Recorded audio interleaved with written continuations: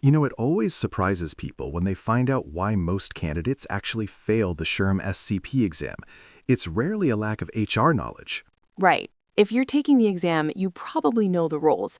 The trap is that candidates tend to answer like specialists, but the exam is explicitly designed to evaluate senior leadership judgment. And that distinction is massive, because the moment you step into a role with real accountability, just being technically correct stops being enough. Exactly.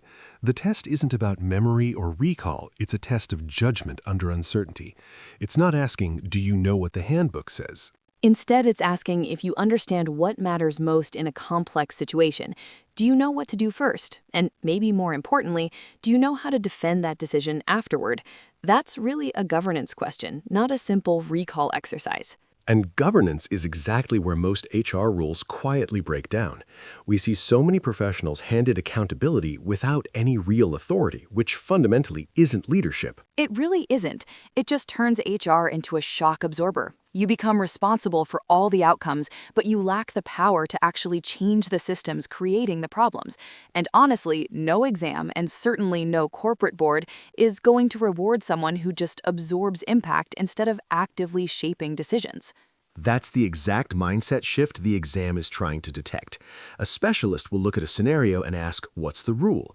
But a senior leader looks at that same scenario and asks, what outcome are we ultimately responsible for? That's right. A specialist will often wait around for consensus before making a move, whereas a leader will align the stakeholders and then make the decision. That difference isn't just stylistic, it's a structural change in how you operate. So here is the real test of that structural change. Could you defend your decision 6 months later? Picture yourself at a boardroom or even in a deposition. Saying, "I followed the handbook" is never going to hold up as a leadership defense.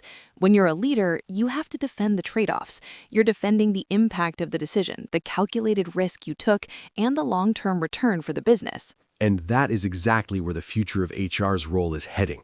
We aren't just policy enforcers, and we aren't just advisors sitting around waiting for permission to act. We have to be architects. We need to be designing systems, owning the outcomes, and driving the enterprise strategy. That's what the exam is really testing.